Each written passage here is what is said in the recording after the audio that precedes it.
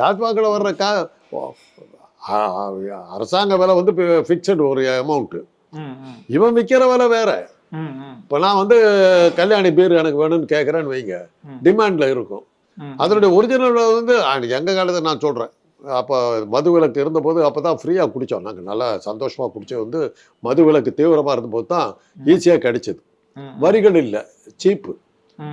அதை மது விலக்கு ரத்து பண்ணதுனால நான் குடிக்கிறத விட்டேன், கட்டுப்படி ஆகல. அதுவும் ரொம்ப 20 ரூபா 30 ரூபாயில் 90 ரூபா தாங்க ஃபுல் பாட்டிலு.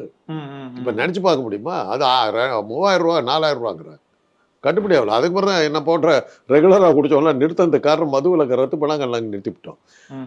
இப்போ அந்த கல்யாணி பீர் வந்து அதாவது கல்யாணி பீரில் என்ன விஷயம்னா அதெல்லாம் இப்போ வருதான்னு தெரியல. ஒரு விஸ்கி பிராந்தி குடித்த கிக் அதில் கிடைக்கும், பீர் தான் அது. பீர் விலையில் விஸ்கி பிராந்தி குடித்த கிக்கு கிடைக்கும் நமக்கு. அதனால தான் கல்யாணி பீருக்கு ஹெவி டிமாண்ட் வரும்.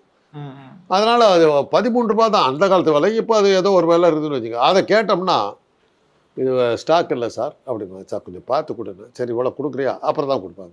பிளாக்ல டிக்கெட் விற்கிற மாதிரிங்க. தியேட்டரில் கவுண்டரில் டிக்கெட்டு கொடுக்கவே மாட்டாங்க அந்த எங்கள் காலத்தில்.